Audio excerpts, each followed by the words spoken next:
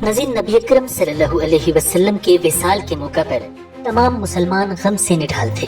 उस वक्त हर शख्स बेहद गमज़दा होकर ये सोच रहा था कि अब क्या होगा, उम्मत की क़यादत का जिम्मेदार कौन होगा जो उम्मत के मसाइल को हल करेगा।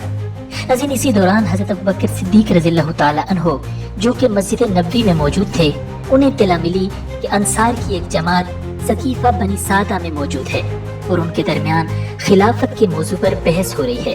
ये खबर मिलते ही हज़रत अबू बकर सिद्दीक़ रज़ियल्लाहु ताला अन्हो, हज़रत उमर रज़ियल्लाहु ताला अन्हो और हज़रत अबू उबैदा रज़ियल्लाहु ताला अन्हो को लेकर तेजी से सकीफ़ा बनी सादा पहुंचे। अंसार के कुछ लोगों का ख्याल था कि खिलाफत उनके सरदार हज़रत साद बिन उबादा रज़ियल्लाहु ताला अन्हो को मिलनी चाहिए, जबकि बाज़ ने राय दी कि एक अमीर अंसार का हो और एक मुहाजिरीन का। मगर हज़रत अबू बकर रज़ियल्लाहु ताला अन्हो ने ये ख्याल मुस्तरद कर दिया, क्योंकि वो जानते थे इस तरह करने से उम्मत का इत्तेहाद टूट का शिकार हो जाएगा। हज़रत उमर रज़ियल्लाहु ताला अन्हो ने भी इस ख्याल को मुस्तरद करते हुए फरमाया कि एक म्यान में दो तलवारें नहीं रह सकती। इस दौरान हज़रत अबू बकर सिद्दीक़ रज़ियल्लाहु ताला अन्हो ने हज़रत साद बिन उबादा रज़ियल्लाहु ताला अन्हो को मुखातिब करते हुए कहा, ऐ साद, आप जानते हैं कि नबी अकरम सल्लल्लाहु अलैहि वसल्लम ने आपकी मौजूदगी में फरमाया था कि आदत के जिम्मेदार कुरैश हैं। अच्छे लोग उनके अच्छों के पीछे चलते हैं और बुरे लोग उनके बुरों का इत्तिबा करते हैं।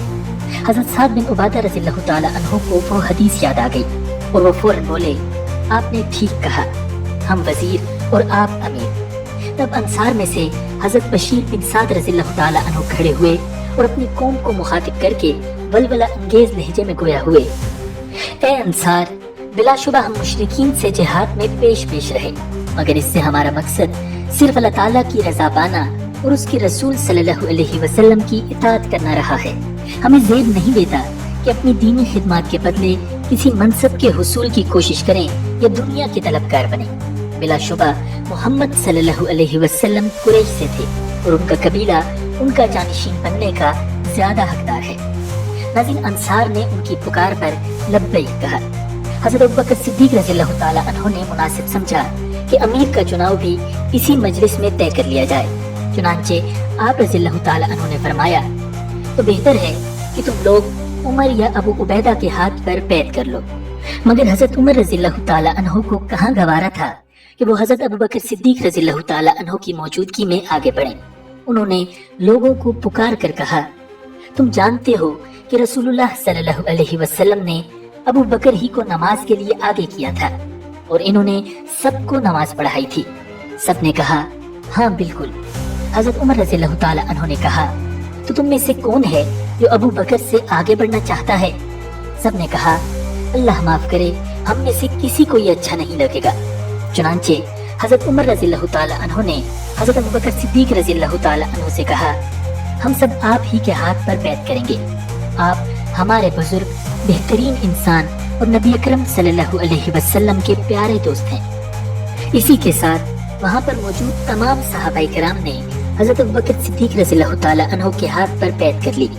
नाज़रीन, सकीफ़ा बनी सादा में चूंकि चंद ही सहाबाए किराम मौजूद थे, लिहाजा अगले रोज मंगल के दिन सहाबाए किराम के आम इज्तिमा में नबी अकरम सल्लल्लाहु अलैहि वसल्लम के नायब और खलीफा से बैत का एहतमाम किया गया।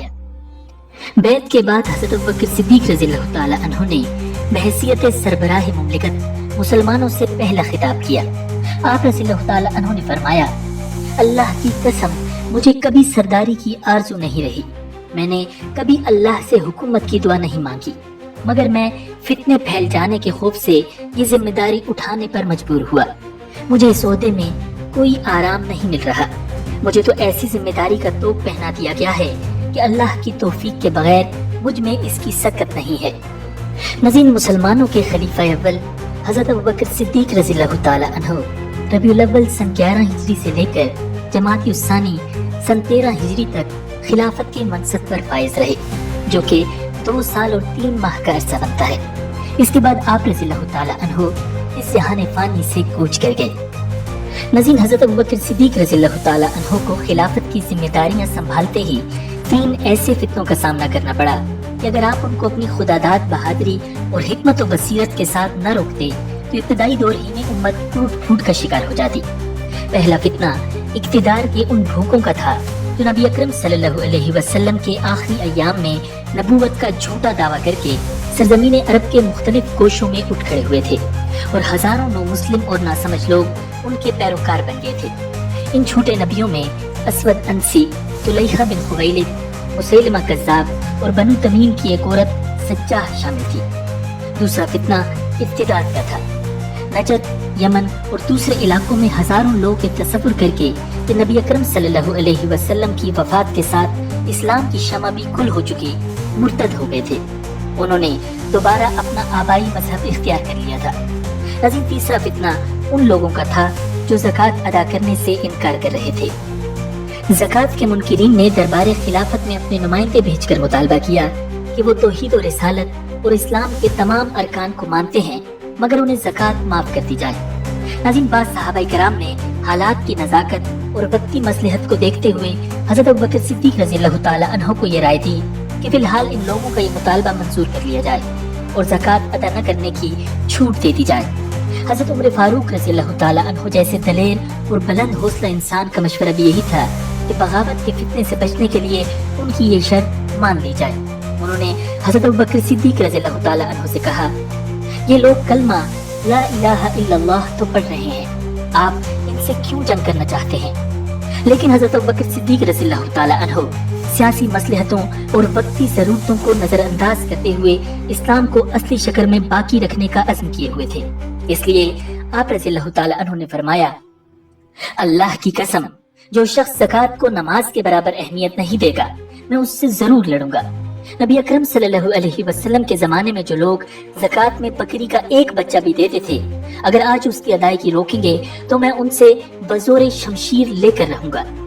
ناظرین، باطل کے ان تمام گروہوں سے نمٹنا ضروری تھا، مگر حضرت ابوبکر صدیق رضی اللہ تعالی عنہ نے جس کام کو سب سے زیادہ اہمیت دی وہ حضرت اسامہ بن زید رضی اللہ تعالی عنہ کے اس لشکر کی روانگی تھی جو نبی اکرم صلی اللہ علیہ وسلم نے اپنے آخری ایام میں ترتیب دیا تھا، مگر آپ صلی اللہ علیہ وسلم کی بیماری اور پھر وفات کے سبب اب تک یہ لشکر مدینہ منورہ کے باہر رکا ہوا تھا۔ اس لشکر کی روانگی کا معاملہ سامنے آیا تو حضرت عمر، حضرت عثمان، حضرت سعد بن ابی وقاص اور حضرت سعید بن زید رضی اللہ تعالی عنہ جیسے اکابر آپ کی خدمت میں حاضر ہوئے اور اس کی روانگی مؤخر کرنے کا مشورہ دیتے ہوئے کہا، عرب میں ہر طرف بغاوت پھیل چکی ہے، اس لشکر کو شام بھیجنے کا کوئی فائدہ نہیں، اسے مرتدین کے خلاف روانہ کیجیے۔ اس لشکر کی عدم موجودگی میں مدینہ محفوظ نہیں رہے گا، یہاں ہمارے بچے اور خواتین ہیں۔ آپ رومیوں سے جہاد کو اس وقت تک ملتوی رکھیں جب تک مرتدین کا معاملہ ختم نہ ہو جائے۔ حضرت ابوبکر صدیق رضی اللہ تعالی عنہ نے ان کی باتیں بوجھل طبیعت کے ساتھ سنی اور پھر گویا ہوئے، مزید کچھ کہنا ہے؟ وہ بولے، جی نہیں، ہم اپنی بات کہہ چکے۔ تب آپ رضی اللہ تعالی عنہ نے فرمایا، اس ذات کی قسم جس کے قبضے میں میری جان ہے، اگر درندے مدینہ میں گھس کر مجھے کھا جائیں تب بھی میں اس لشکر کو ضرور بھیجوں گا۔ بھلا یہ کیسے ہو سکتا ہے کہ میں اسے روک لوں جبکہ جناب رسول اللہ صلی اللہ علیہ وسلم جن پر آسمان سے وحی نازل ہوتی تھی فرما گئے ہیں کہ اس لشکر کو روانہ کر دو۔ حضرت ابوبکر صدیق رضی اللہ تعالی عنہ کا اٹل فیصلہ سن کر سب خاموش ہو گئے، تاہم بعض حضرات نے تجویز دی کہ اسامہ بن زید رضی اللہ تعالی عنہ کی جگہ اکابر صحابہ میں سے کسی کو امیر بنا دیا جائے۔ حضرت ابوبکر صدیق رضی اللہ تعالی عنہ یہ سن کر بڑے جوش سے بولے، جسے رسول اللہ صلی اللہ علیہ وسلم نے امیر بنایا ہے تم اسے معزول کرنے کا مشورہ دے رہے ہو؟ ناظرین، لشکر روانگی کے لیے تیار ہوا تو حضرت ابوبکر صدیق رضی اللہ تعالی عنہ مجاہدین کی حوصلہ افزائی کے لیے اس طرح ساتھ چلے کہ آپ پیدل تھے اور حضرت اسامہ بن زید رضی اللہ تعالی عنہ گھوڑے پر سوار تھے۔ حضرت اسامہ رضی اللہ تعالی عنہ نے مؤدبانہ طور پر درخواست کی، خلیفۃ الرسول آپ سوار ہو جائیں ورنہ میں بھی پیدل چلوں گا۔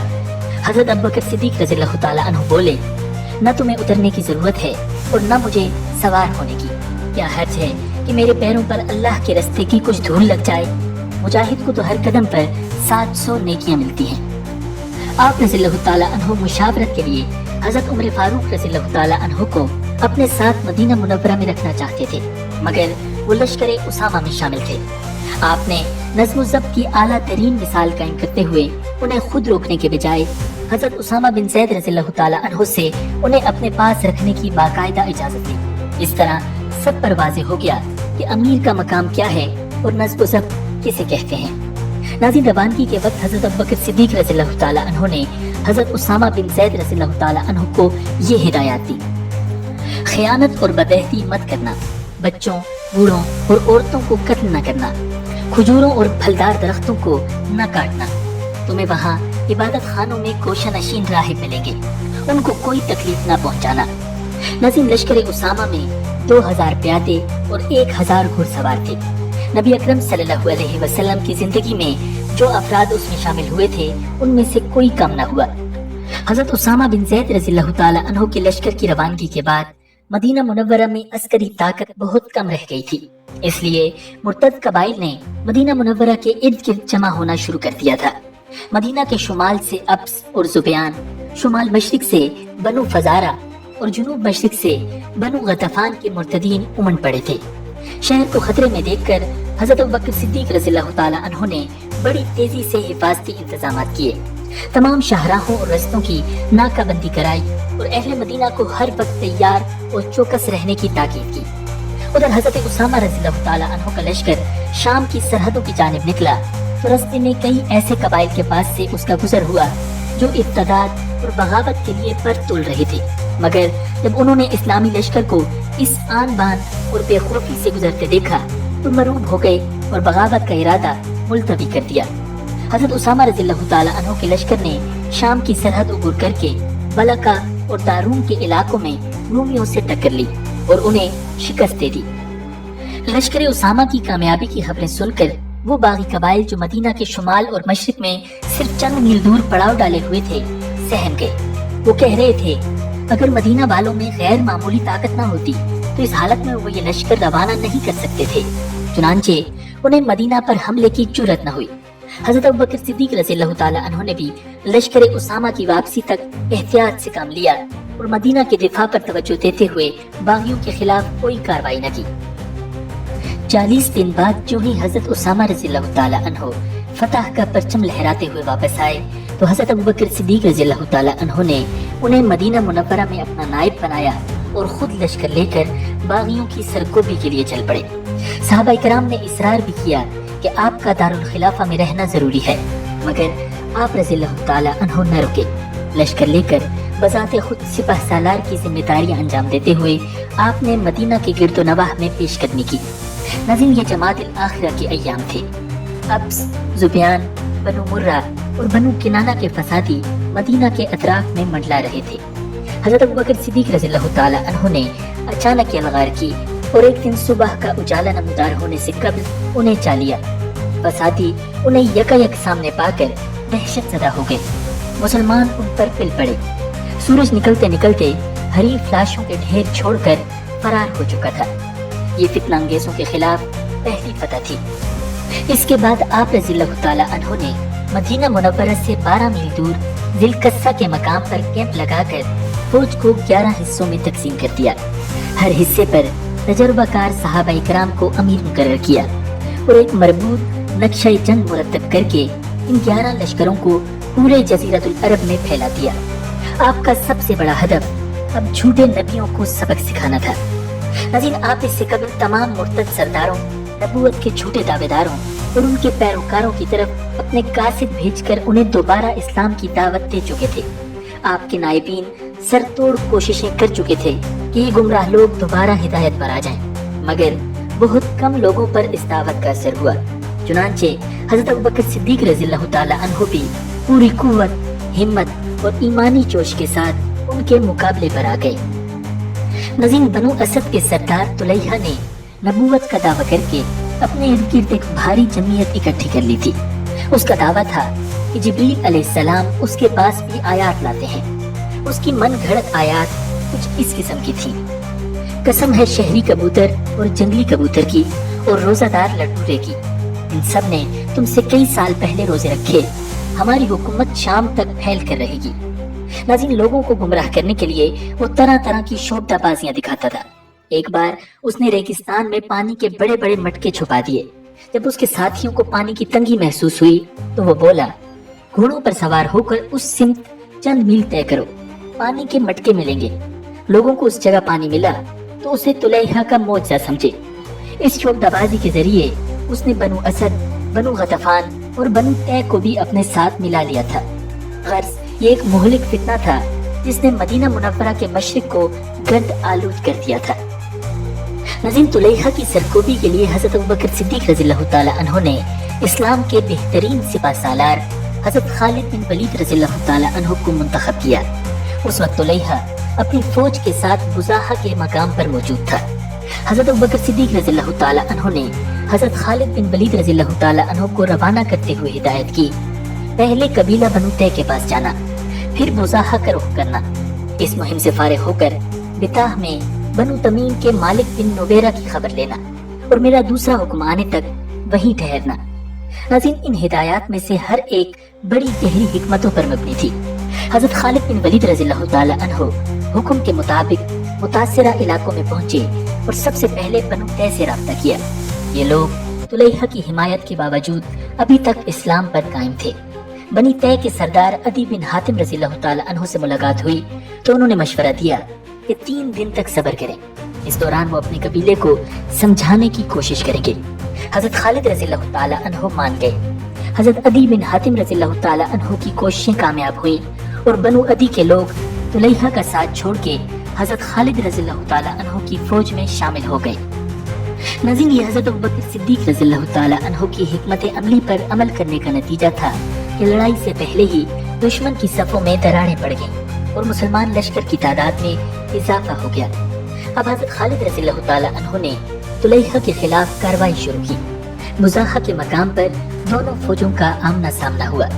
یہ جگہ مدینہ منورہ سے کوئی 400 کلومیٹر شمال مشرق میں موجود ہے۔ طلیحہ خود ایک چادر اوڑھ کر مراقبے کی حالت میں اس طرح بیٹھ گیا جیسے اس پر وحی نازل ہونے والی ہو۔ اس کی فوج کا سپاہ سالار عیینہ بن حصن، جس کے پاس بنو فزارہ کے 700 جنگجو تھے، مسلمانوں پر حملہ آور ہوا۔ گھمسان کی لڑائی شروع ہو گئی۔ جلد ہی عیینہ نے محسوس کیا کہ حضرت خالد بن ولید رضی اللہ تعالی عنہ کو شکست دینا مشکل ہے۔ اس نے طلیحہ کے پاس آ کر پوچھا، کیا جبرائیل کوئی پیغام لائے ہیں؟ طلیحہ کا جواب تھا، ابھی نہیں۔ لڑائی نے طول کھینچا اور عیینہ کو کامیابی دور محسوس ہونے لگی تو پھر طلیحہ کے پاس گھبرایا ہوا آیا اور چلایا، تیرا باپ مرے، جبریل کچھ حکم لائے کہ نہیں؟ طلیحہ بولا، ابھی تک تو نہیں لائے۔ عیینہ پھر جا کر فوج کو لڑانے میں مصروف ہو گیا، مگر جب ساتھیوں کے قدم ٹگمگاتے دیکھے تو پھر دوڑا ہوا آیا اور بولا، جبریل آئے کہ نہیں؟ طلیحہ بولا، ہاں آئے تھے۔ عیینہ نے خوش ہو کر پوچھا، کیا حکم لائے؟ طلیحہ نے من گھڑت آیات پڑھ دی، جیسے کہ تیرے نصیب میں ہے ایک چکی جیسے اس کی چکی، تیری حالت ہوگی ایسی تو بھولے گا نہ کبھی۔ ناظرین، یہ اوٹ پٹانگ جملے سن کر عیینہ سمجھ گیا کہ طلیحہ نے نبوت کا ڈھونگ رچایا ہوا ہے۔ اس نے لشکر میں جا کر آواز لگائی، لوگوں جان بچا کر بھاگو، یہ شخص تو جھوٹا اور مکار ہے۔ عیینہ اور اس کے قبیلے کے بھاگتے ہی مرتدین کے قدم اکھڑ گئے۔ عیینہ تو پکڑا گیا، مگر طلیحہ نے ایسے موقع کے لیے پہلے سے ایک نہایت تیز رفتار گھوڑے کا انتظام کر رکھا تھا۔ وہ اپنی بیوی کو لے کر اس پر سوار ہوا اور یہ کہتے کہتے فرار ہو گیا، لوگوں جو اپنی بیوی کو لے کر بھاگ سکتا ہے بھاگ جائے۔ وہ جان بچا کر شام پہنچ گیا، پھر مدتوں ادھر ادھر مارا پھرتا رہا، آخر دوبارہ مسلمان ہو گیا اور حضرت ابوبکر صدیق رضی اللہ تعالی عنہ کے دربار میں معافی کی درخواست بھیج دی۔ حضرت ابوبکر صدیق رضی اللہ تعالی عنہ نے ارتداد سے توبہ طائب ہونے والوں کے لیے نرم رویہ اپنایا تھا، چنانچہ اس کی معذرت قبول کر لی گئی۔ بعد میں طلیحہ نے عراق کے جہاد میں اسلام کے بہترین سپاہی کا کردار ادا کیا۔ ناظرین، عیینہ نے بھی اسلام قبول کر لیا اور اسے بھی رہا کر دیا گیا۔ ناظرین، طلیحہ کے لشکر سے نمٹنے کے بعد حضرت خالد بن ولید رضی اللہ تعالی عنہ حضرت ابوبکر صدیق رضی اللہ تعالی عنہ کی ہدایت کے مطابق اسی علاقے میں ٹھہرے رہے۔ ان دنوں بنو غطفان، حوازن اور بنو سلیم کے مرتدین ایک عورت سلمہ بنت مالک جو کہ ام زمل کے نام سے مشہور تھی، اس کی قیادت میں جمع ہو چکے تھے۔ ایک جہاد میں یہ قید ہو کر حضرت عائشہ صدیقہ رضی اللہ تعالی عنہا کی باندھی بنی تھی۔ انہوں نے احسان کرتے ہوئے اسے رہا کر دیا تھا۔ اس کی ماں ام کلفہ بھی اپنے قبیلے کی سردار تھی جو مسلمانوں سے لڑائی میں ماری گئی تھی۔ उम्मे ज़िमल ने माँ के इंतकाम के जोश में अरब कबाइलियों को अपने इर्द गिर्द जमा कर लिया था और उन्हें मुसलमानों से लड़ने पर आमादा कर लिया था। उसके अज़ाइम की इत्तला मिलने पर हज़रत खालिद बिन वलीद रज़ियल्लाहु ताला अन्हु लश्कर लेकर आगे बढ़े। उम्मे ज़िमल एक ऊंट पर सवार होकर अपने अकीदतमंदों के झुरमट में मुकाबले पर आई। एक शदीद लड़ाई के बाद मुसलमानों ने उसके ऊंट को गिराकर उसे कत्ल कर दिया। इस लड़ाई में 100 मुर्तद उम्मे ज़िमल की हिफाजत करते करते कत्ल हुए। नाज़रीन, झूठे मुद्दईयान नबूवत में से असवद अंसी ने नबी अकरम सल्लल्लाहु अलैहि वसल्लम के ज़माने ही में फितना बर्पा कर दिया था। हजारों देहाती उसके पैरोकार बन गए थे। असवद अंसी की सरकशी का ये आलम था कि उसने यमन के एक मशहूर ताबी हजरत अबू मुस्लिम खौलानी रहमतुल्लाह अलैह को अपनी झूठी नबूवत का खुल्लम खुल्ला इनकार करने की पादाश में गिरफ्तार करके बेदरेग भड़कते अलाव के शोलों में फेंक दिया था। ताहम अबू मुस्लिम खौलानी रहमतुल्लाह बिल्कुल महफूज रहे। अल्लाह ताला ने उनका बाल भी बेका न होने दिया। ये हैरत अंगेज मंजर देखकर असवद अंसी के चेलों ने कहा, उसे यहाँ से चलता करें वरना लोग आपसे मुतनफ्फर हो जाएंगे। असवद ने उन्हें यमन से चले जाने का हुक्म दिया। वो खुद उन बदबख्तों से दूर रहना चाहते थे, चुनांचे उन्होंने यमन छोड़ दिया। नाज़रीन, ये वाक़या नबी अकरम सल्लल्लाहु अलैहि वसल्लम के मर्ज़ुल वफ़ात का है। आप सल्लल्लाहु अलैहि वसल्लम ने असवद की फितना अंगेज़ी का हाल सुनकर मकामी रईसों को खत भेजा कि वो असवद के फितने को ख़त्म करें। चुनांचे यमन के एक सहाबी बेरोज देलमी रज़ियल्लाहु ताला अन्हु ने खुफिया तौर पर एक शब असवद अंसी की रिहाइशगाह में घुसकर उसे कत्ल कर दिया। इस तरह आर्जी तौर पर यह फितना दब गया था, मगर हज़रत अबू बकर सिद्दीक़ रज़ियल्लाहु ताला अन्हु के दौर में उसके पैरोकारों ने यमन में फिर से फितना बर्पा कर दिया था। आखिर हज़रत अबू बकर सिद्दीक़ रज़ियल्लाहु ताला अन्हु ने हज़रत मुहाजिर बिन उमय्या रज़ियल्लाहु ताला अन्हु को फौज देकर यमन भेजा। उन्होंने शरपसंदों को शिकस्त फाश दी और यमन में अमन व अमान बहाल कर दिया।